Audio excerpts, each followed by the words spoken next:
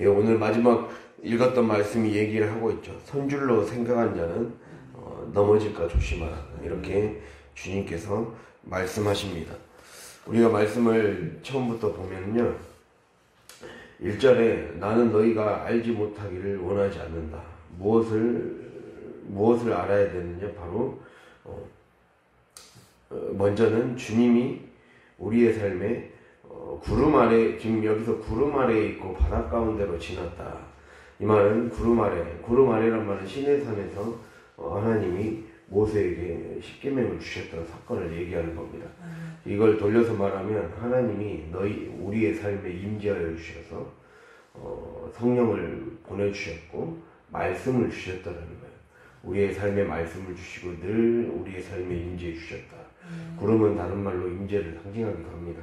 하나님이 우리의 삶에 임재해 주셔서 우리 안에 자리 잡으셔서 우리 삶에 정착하셔서 말씀하시고 다스리셨던 시간들이 있었다. 그리고 또 바닷 가운데로 지나게 하셨다. 바닷 가운데로 지냈다는 건 홍해를 건넜다는 거죠. 이제 성경에서 특별히 이제 바울은 홍해를 건넌 것을 로마서 6장에서 보면 바로 우리가 주님을 믿음으로 내 옛사람이 죽고 새 사람이 되어 주님과 함께 사는 삶이라고 이걸 상징적으로 영적으로 해석을 합니다. 그래서 결국에는 너희들의 삶이 주님의 다스림을 받는 인생이 되었고 주님의 다스림을 받는 인생이라는 것은 바로 옛사람이 죽고 주님과 함께 새 사람이 되어 살아가는 삶이라는 거죠. 그것을 주님이 우리에게 말씀하고 있습니다. 그러면서 그 옛사람이 죽고 새 사람이 되어 사는 삶이라는 것은 삶의 특징은 바로 3절과 4절에 나와 있죠. 신령한 음식을 먹고 신령한 음료를 마시는 삶이다 라는 것입니다. 그렇게 주님이 우리의 삶에 지금 얘기하고 있어요. 이는 그들을 따르는 신령한 반석으로부터 마셨음에 반석은 곧 그리스도라. 한마디로 하나님에게서 말씀에게서 나오는 모든 것, 우리가 이 신명기 8장 3절의 말씀처럼 하나님의 입에서 나오는 말씀으로 사는 삶. 그 말씀이 우리의 모든 인생의 영양소를 채워주고 우리의 뼈와 살을 구성하고 근육을 튼튼하게 해주는 바로 기초가 된다라고 주님이 우리의 삶에 지금 말씀하고 있어요. 그런데 그것을 말씀이고 하나님이시고 곧 예수 그리스도를 의미하죠. 근데 그 말씀은 신령한 반석이라는 거예요. 반석. 반석 위에 세운 집이 튼튼하듯이 우리가 말씀 위에 우리 자신이 세워져 갈 때 하나님 안에서 온전하게 세워져 갈 수 있다라는 거. 주님이 원하시는 그 삶대로 말씀대로 살아갈 때 온전한 집이 지어질 수 있다라는 걸 주님이 우리의 삶에 지금 이야기를 하고 있다라는 겁니다.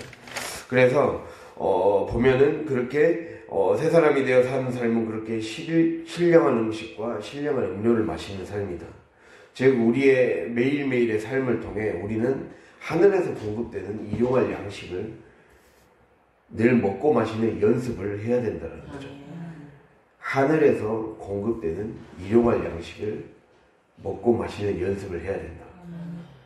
그러니까 제가 제목을 선줄로 생각한 자는 넘어질까 조심하라 라고 했어요.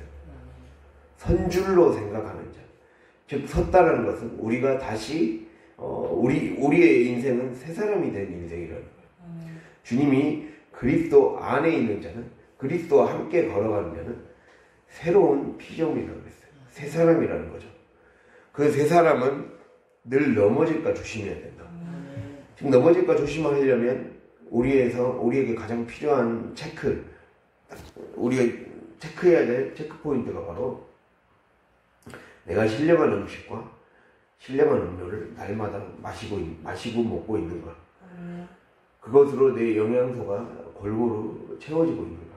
그것을 보아야 되죠. 우리가 어제 말씀을 통해 영적인 비만을 경계하라고 했잖아요. 그런다고 했을 때 이 영적인 비만을 경계하는 결국에는 가장 직접적인 방법은 우리 안에 있는 것들이 내 옛사람의 모습들이 다 빠져나가고 새 사람의 모습들로 채워지는 거잖아요. 새 사람의 모습의 특징은 무엇입니까? 바로 세상의 음식이 아니라 하나님의 음식으로 채워지는 연습을 해야 된다는 거죠. 그런데 그러려면 넘어질까 조심해야 돼요. 넘어질까 조심하라는 거는 세상의 음식이 내 안에 여전히 남아있지 않은가를 조심하라는 거예요. 우리가 그 앞에 장을 잠깐 넘겨서 보면 8장 5절에서 7절을 볼까요? 이걸 딱 우리 입에 감기는 표현으로 나와 있거든요. 5절에서 7절. 비록 하늘에나 땅에나 신이라 불리는 자가 있어 많은 신과 많은 수가 있으나 그러나 우리에게는 한 하나님 곧 아버지가 계시니 만물이 그에게서 났고 우리도 그를 위하여 있고 또한 한 주 예수 그리스도께서 계시니 만물이 그로 말미암고 우리도 그로 말미암아 있느니라. 그러나 이 지식은 모든 사람에게 있는 것은 아니므로 어떤 이들은 지금까지 우상에 대한 습관이 있어 우상의 제물로 알고 먹는 거로 그들의 양심이 약하여지고 더러워지느니라. 아멘. 자, 우리가 넘어질까 조심하려면 우리 안에 여기 표현을 빌리자면 7절에 나와 있죠. 어떤 이들은 지금까지 우상에 대한 습관이 있다. 그래서 우상의 제물로 알고 먹는다. 우상의 제물로 알고 먹으면 우리의 양심이 약해지고 또 더러워진다. 이렇게 표현하고 있죠. 즉 우리 안에 남아있는 우상에 대한 습관이 있고 우리 안에 남아있는 우상의 제물을 먹고 살아왔다. 하나님이 원하지 않는 음식을 마음대로 무분별하게 섭취했다. 내가 먹고 싶은 대로 선악과를 따먹었던 그 흔적이 내 안에 남아있다. 그거를 빼내야 된다는 거죠. 그거를 말씀하는 겁니다. 우리 안에 남아있는 우상에 대한 습관, 즉 우상의 제물을 먹는 행위나 다름없는 생활 양식이 그게 습관 속에 남아있고 생활 양식 속에 남아있고 나의 무의식 중에 남아있고 그리고 나의 태도와 생각 속에 남아있다는 거죠. 그것을 빼내지 못하면 그래서 넘어질까 조심하라라는 말 속에는 넘어지게 되는 그 길이 바로 내 안에 남아있는 우상의 재물을 빼내지 못한 것에 그 원인이 있다라고 지금 말씀하고 있다는 겁니다. 그래서 정리하자면 내 안에 남아있는 우상의 습관을 제거해야 된다. 내 안에 남아있는 우상의 재물을 먹어서 생긴 이 비만이 되어버린 영적인 비만이 되어버린 이 해로운 그 몸의 지방 덩어리들, 콜레스테롤 덩어리들을 태워버려야 된다는 거죠. 그거를 주님이 우리에게 지금 말씀하고 있다는 겁니다. 그래야 그것이 되어야 말씀의 영양분이 제대로 온전히 기능하고 그 능력을 그 맛의 효과를 누리며 살 수 있다는 겁니다. 우리가 그 효과를 누리고 싶다면 말씀의 온전한 효과를 누리고 싶다면 내 삶에서 우상의 습관을 제거하라.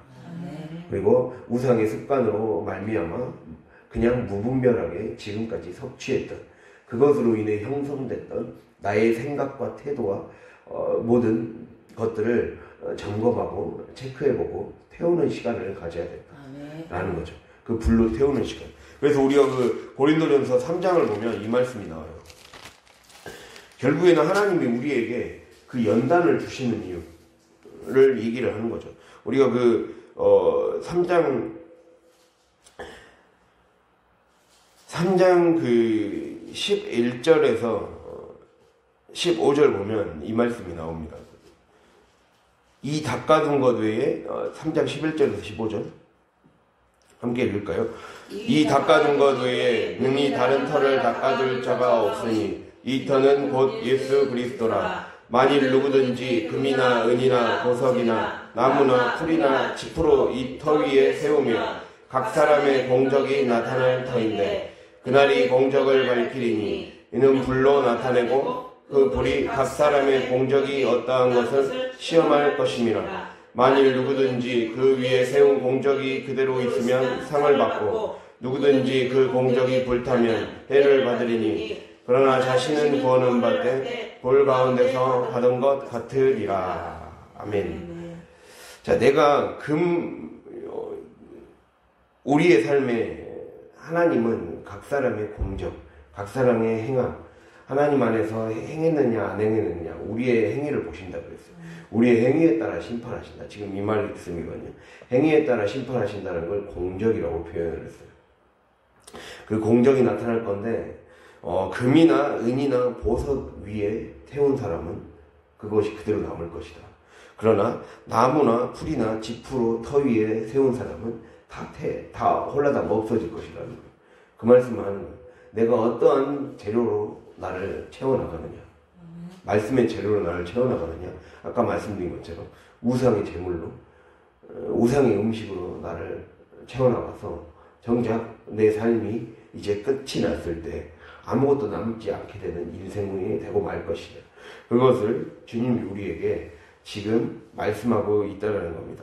그래서 하나님이 우리의 삶에 결국에는 우리의 삶에 그 아까 불 나오잖아요. 불 시험의 때가 온다는 거죠. 우리의 삶에 하나님은 반드시 연단을 허락하신다. 그 연단을 통해 내 안에 있는 그 나무나 풀이나 집 같은 헛된 것들로 채웠던 것들을 날아갈 그걸 시편 1편에서는 바람에 나는 겨라고 표현하죠. 바람에 나는 겨 같은 것들을 다 태워버리고 날려버리는 그 시간들을 갖게 하신다는 거죠.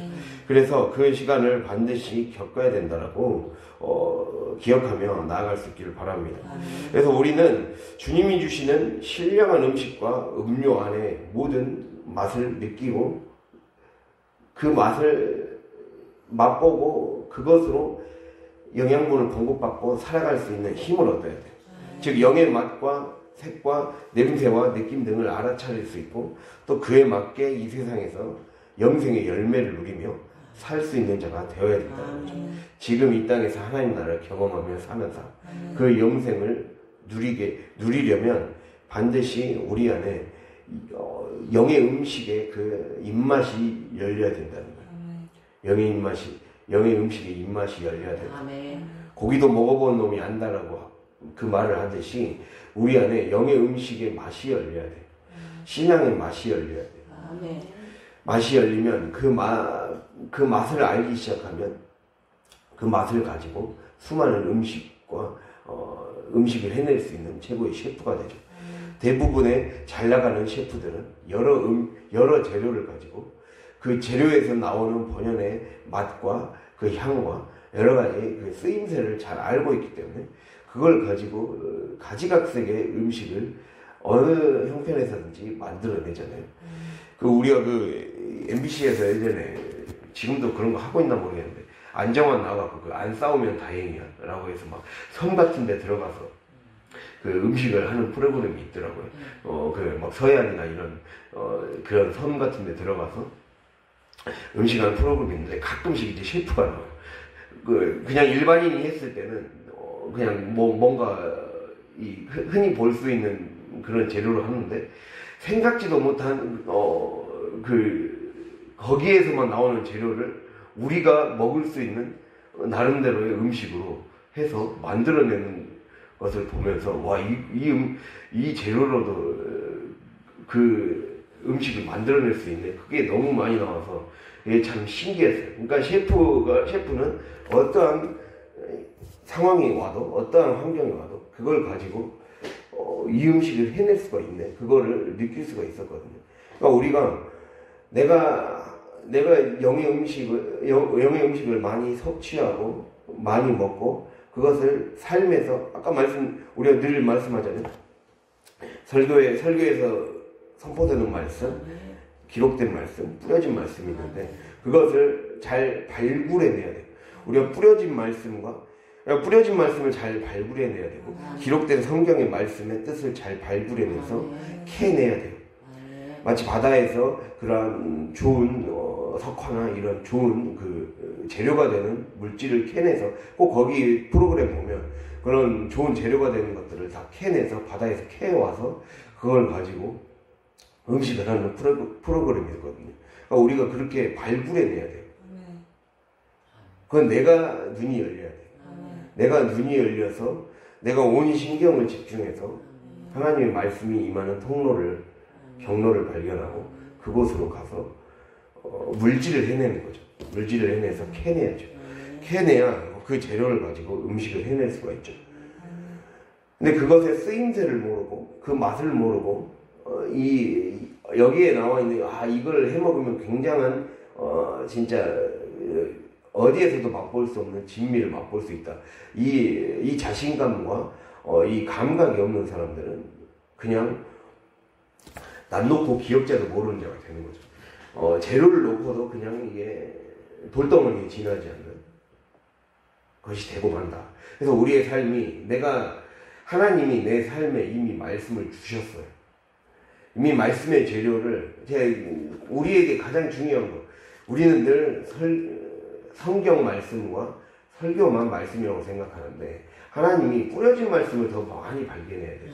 천국은 밭에 감추인 보아래서 밭에 감추어졌다. 내 안에 감추어져 있고 내 환경에 감추어져 있고 그것을 눈이 뜨인 자는 열리게 됐다는 거예요. 그러면 그것이 열린 자는 어떠한 돈을 투자해서라도 어떠한 시간을 투자해서라도 어떠한 정열을 투자해서라도 천국을 만들어가는데 힘쓴다는 거예요.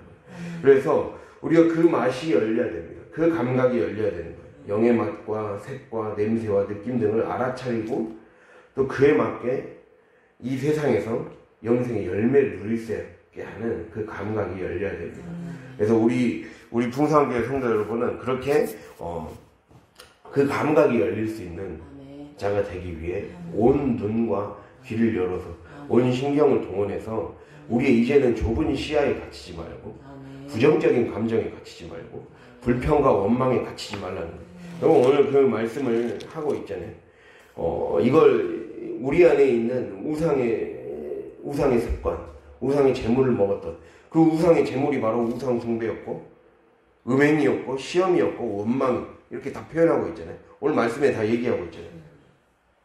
음행하다가 시험하다가 원망하다가 불평하다가 원망하고 불평하다가 결국에는 그게 음식이라는 거죠. 우상의 음식.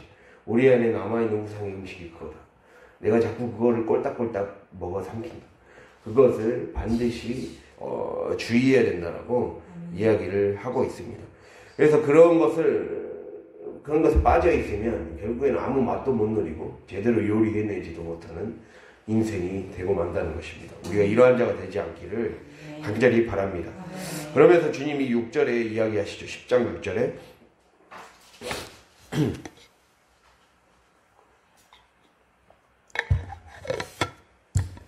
주님 분명히 5절과 6절에 다수를 하나님이 기뻐하지 아니하셨다. 그래서 광야에서 멸망을 받았다.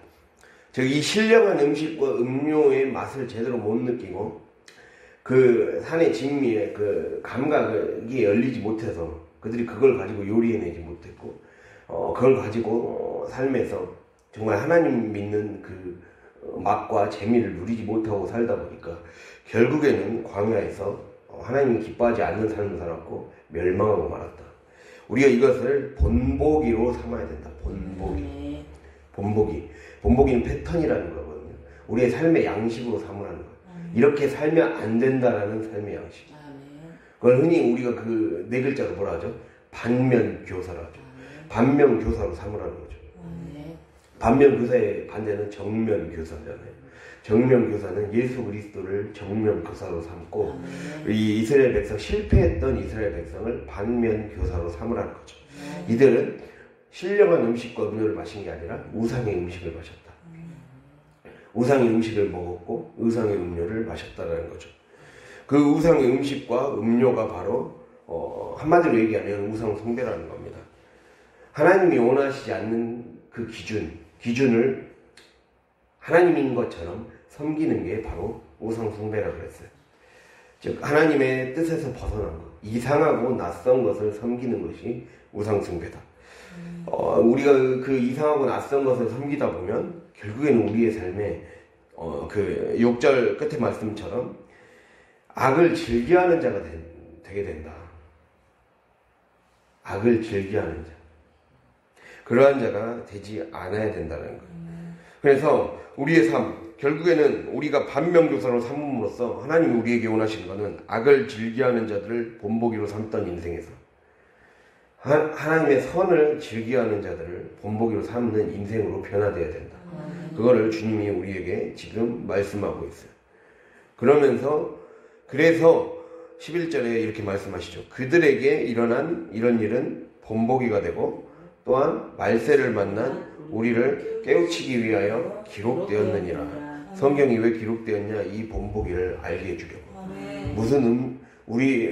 결국에는 신앙은 무엇을 먹고 마시느냐. 무엇을 먹고 마셔서 내 안에 뼈와 살이 되고 살과 피가 되고 근육을 형성해서 신앙의 체력을 기르고 더 나아가서 그 음식의 맛을 깊이 알아서 그걸 가지고 수많은 어떠한 상황에서도 요리를 해낼 수 있는 그 최고의 하나님께 드려지는 셰프가 될 것이다. 그것을 주님이 우리에게 말씀하고 있다는 거예요. 실제로 우리가 레위기에 보면 성전에서 제사를 드리는 제사장은 하나님께 음식을 드리는 자라고 표현되어 있어요. 하나님께 음식을 드리는 자다. 맞잖아요. 우리가 동물을 잡아서 동물의 가죽을 벗겨내고 그리고 그거를 다 각을 떠서 그 불에 태우는 시간이잖아요. 어떻게 보면 마치 고기를 구울 때 같이 이 타는 냄새가 얼마나 났겠습니까? 근데 그것을 하려면 가죽도 빼야 되고 그 안에 있는 온갖 더러운 것들과 그 내장들과 그런 것들을 다 제거하고 오직 이 하나님이 받으실 만한 그 재료만 받을 수 있도록 얼마나 걸러내고 씻어내고 해내겠습니까? 결국 그 안에 있는 것들이 그걸 걸러내고 벗겨내는 과정을 통해 가죽을 벗겨내는 과정을 통해 우리 안에 옛사람의 그 꺼죽들을 벗겨버리는 것이고 찔기고 찔긴 우리 안에 그 하나님 말씀을 듣지 않으려는 우리 본성을 벗어버리는 것이고 또 벗겼는데도 우리 안에 아까 말씀드린 것처럼 우상의 재물을 섭취함으로 인해 몸 안에 남아있는 독소들 여전히 많단 말이에요. 그것까지도 다 제거하고 오직 하나님이 받으실 만한 딱 그 재물만 그 재료만 받으시는 것. 그게 하나님이 우리에게 바라시는 제사의 참 모습이라는 거죠. 그 제사로 하나님께 받아들여져야 되고 그리고 내 삶의 그 말씀이라는 재료만으로 음식을 해야 되기 때문에 하나님이 말씀하신 그 말씀의 재료로 음식을 만들어내야 되기 때문에 그게 우리의 삶의 목표라는 거죠. 우리에게는 마치 주방장에 지금 딱 서 있는 거예요. 그래서 큰 식당이나 이런 데 보면 엄청 큰 도마 같은 게 있잖아요. 거기에서 다 걸러내잖아요. 그 도축장에서는 도축하는 것에서부터 시작해서 벗겨내고 해내고 이 안에 있는 내장과 찌꺼기들과 다 먹지 못할 부분들은 다 걸러내고 그래서 완전히 먹을 수 있는 부분으로만 딱 마치 발골해내듯이 이렇게 발골해내는 시간을 갖는 거죠. 그렇게 그 하나하나의 시간 그 한마디로 그 정육점에서 도축업자가 하는 일과 비슷한 거예요. 우리의 삶은 이렇게 하나하나 걸러내는 거예요. 걸러내서 그 과정에서 얼마나 수많은 비린내와 악취와 그리고 좀 보기 싫은 부분들도 얼마나 많이 봐야 됩니까? 그러니까 하나님을 믿는 과정은 그렇게 내 안에 보기 싫은 부분들을 다 봐야 되고 냄새 나는 것들도 다 겪어야 되고 그리고 그걸 태워지는 과정 가운데서 그러니까 완전 다 음식이 되고 나서는 보기 좋지만 그 전까지의 과정이 그거를 견뎌내야 되는 거죠. 그걸 견뎌내고 그것을 하나님의 말씀의 힘으로 이겨내야 되는 거죠. 그게 그 과정이 다 포함되어 있다는 거죠. 그게 어떻게 보면은 그게 바로 예배의 과정이고 하나님이 받으시는 참된 예배자의 과정이라는 겁니다. 그거를 겪어낼 수 있겠느냐. 주님이 그걸 말씀하는 거예요. 그래서 불의 시험을 받았을 때 마지막에 결국 번제는 불에 태워지는 거잖아요. 주님께 드려지는 제사는 다 불에 태워진단 말이에요. 불에 태워졌을 때 내 안에 딱 하나님이 원하시는 가장 하나님이 흠양하시는 하나님이 향기롭게 받으시는 가장 좋은 음식이 될 수 있겠느냐. 그것이 되기 위해 얼마나 수많은 공정과 과정을 거쳐야 되는지 그것을 한번 잘 생각을 해봐야 돼요. 그러니까 그렇게 예배는 그 과정이에요. 진짜 레위기가 예배가 무엇인지를 그냥 뭐라 해야 되죠? 시청각 교육을 우리에게 하고 있거든요. 그 주급자가 잡아내서 음식을 만드는 그 과정과 비슷하다라는 거예요. 그것까지, 그 모든 전 과정을 얘기하는 거예요. 돼지를 잡아서 완전히 음식이 되기까지, 소를 잡아서 음식이 되기까지의 그 과정을 다 얘기하는 거예요. 우리는 오늘날의 사람들은 그냥 이미 다 잘려진 마트에서 파는 또는 시장에서 파는 음식만 가지고 우리가 구워 먹으니까 그 과정에 대해서 생각해 본 적이 많이 없지만 사실 다 그런 과정을 통해서 여기까지 오잖아요. 그러니까 그런 것이 다 예배라는 거죠. 우리의 삶이 그게 예배가 된다는 거예요. 그래서 그 예배가 되게 하기 위해 내 안에 그래서 우리 안에 있는 것들을 빼내야 된다. 내 안에 있는 우상이 재물과 다름없었던 것들, 우상의 냄새를 풍기는 것들을 빼내지 않으면 하나님이 기뻐 받으실 수 없구나. 이 시험을 통과하라는 거죠. 그래서 우리가 읽진 않았지만 13절에 얘기하고 있어요.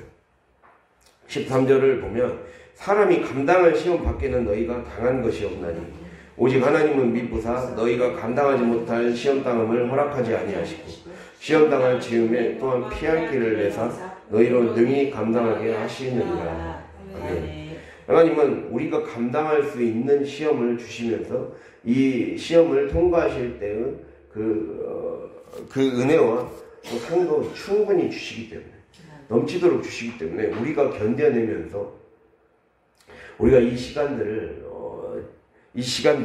어떻게 보면 이제는 악을 즐겨하는 자가 아니라 선을 즐겨하는 자, 하나님의 말씀을 가지고 요리해 나가는 그 전 과정을 도살하고 발골하고 요리까지 가는 그 모든 전 과정을 기쁨으로 감당해낼 수 있는 자, 그런 자를 하나님은 찾으신다는 거예요. 그게 진짜 예배자다. 아멘. 보기 싫은 부분을 피하지 않고 견뎌내고 씻겨내고 그렇게 모든 것에 참여하는 자가 참 예배자라고 주님이 우리에게 그렇게 말씀하고 있습니다. 그것이 우리의 참 예배입니다. 그래서 이 세대를 본받지 말라는 거예요. 이 세대는 그러한 자신의 하나님께 드려지기 위해, 그러니까 자신의 안에 있는 더러운 것과 결국에는 이 더러운 것과 이 우상으로 가득 찬 것 때문에 얼마나 악으로 향해 가고 있는지를 깨닫지 못하고 가고 있다라는 것들을 우리가 기억해야 되면서 이 세대를 본받지 말라는 거예요. 즉 하나님은 왜 우리에게 그렇게 꾸준히 매일 신령한 반석에서 나오는 음식과 음료로 채우라고 하셨을까? 왜 그렇게 채우라고 하십니까? 즉 이 세대가 아닌 오는 세대, 하나님이 우리에게 주실 새로운 세대를 본보기로 삼아라. 아멘. 예수를 본보기로 삼아라. 아멘. 예수 그리스도를 본보기로 삼고 그리고 천국을 소유하며 살라고 그렇게 하신다는 거죠. 아멘. 그래서 우리는 먼저는 우상 숭배하면은 죽는다 라고 하고 있어요. 지금 7절에 백성이 앉아서 먹고 마시며 일어나서 뛰노는가 함과 같으니라 라고 나와 있어요. 즉 우리가 여기서 우상 숭배했을 때 지금 이스라엘 백성들이 우상 숭배한 것 중에 가장 대표적인 것이 바로 모세가 이제 십계명을 받으러 갔을 때 아론이 그 백성들과 함께 송아지를 만든 사건이죠. 송아지를 만들어서 그것을 섬겼던 사건이 일어나죠. 거기서 보면 그럼 우리 안에 내 안에 왜 우상의 재물을 먹는 습관이 빠지지 않을까라는 것을 그 출애굽기 32장에 그걸 다루고 있거든요. 출애굽기 32장 보면 이 말씀이 나와요. 모세가 산에서 내려옴이 더딤을 보고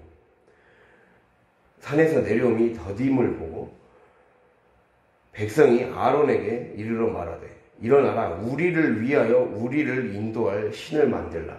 이 말씀이 나와요.